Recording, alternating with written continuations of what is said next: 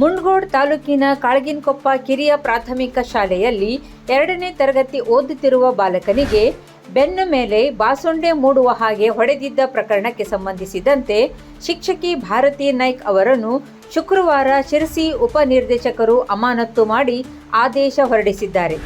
ತಾಲೂಕಿನ ಕಾಳಗಿನಕೊಪ್ಪ ಕಿರಿಯ ಪ್ರಾಥಮಿಕ ಶಾಲೆಯಲ್ಲಿ 2ನೇ ತರಗತಿ ಓದುತ್ತಿರುವ ಬಾಲಕನಿಗೆ ಗುರುವಾರ ಸರಿಯಾಗಿ ಬರೆಯುವುದಿಲ್ಲ, ಕಲಿಸಿರುವುದನ್ನು ಮನನ ಮಾಡಿಕೊಳ್ಳುವುದಿಲ್ಲ ಎಂದು ಸಿಟ್ಟಿಗೆದ್ದು ಶಿಕ್ಷಕಿಯು ವಿದ್ಯಾರ್ಥಿಗಳಿಗೆ ಸಣ್ಣ ಕೋಲಿನಿಂದ ಹೊಡೆದಿದ್ದರು. ಶಾಲೆ ಬಿಟ್ಟ ನಂತರ ಮನೆಗೆ ಹೋದ ಬಾಲಕ ಮನೆಯಲ್ಲಿ ನೋವು ತಡೆದುಕೊಳ್ಳಲಾರದೆ ಅಳಲು ಆರಂಭಿಸಿದ್ದಾನೆ. ಮನೆಯವರು ಮೈಮೇಲಿನ ಶರ್ಟ್ ಬಿಚ್ಚಿ ನೋಡಿದಾಗ ಬಾಸುಂಡೆಗಳು ಮೂಡಿರುವುದು ಕಂಡುಬಂದಿದೆ. ಬಾಲಕನ ಅಜ್ಜಿ ಗ್ರಾಮದ ಪ್ರಮುಖರಲ್ಲಿ ತಮ್ಮ ಮೊಮ್ಮಗನಿಗೆ ಶಿಕ್ಷಕಿ ಹೊಡೆದಿರುವುದನ್ನು ತೋರಿಸಿ ಕಣ್ಣೀರು ಹಾಕಿದ್ದಾರೆ. ಶಾಲೆ ಬಿಟ್ಟ ನಂತರ ಮಾಹಿತಿ ತಿಳಿಯುತ್ತಿದ್ದಂತೆ ಬಿಇಒ ಸುಮಾ ಜಿ ಶಾಲೆಗೆ ಭೇಟಿ ನೀಡಿ ಬಾಲಕನ ಪಾಲಕರು ಹಾಗೂ ಶಿಕ್ಷಕಿಯ ಜೊತೆ ಘಟನೆಯ ಕುರಿತು ಮಾಹಿತಿ ಪಡೆದುಕೊಂಡು ವಿದ್ಯಾರ್ಥಿಯ ಆರೋಗ್ಯ ವಿಚಾರಿಸಿದರು. ಬಾಲಕನಿಗೆ ತಾಲೂಕು ಆಸ್ಪತ್ರೆಯಲ್ಲಿ ಚಿಕಿತ್ಸೆ ನೀಡಲಾಗಿತ್ತು.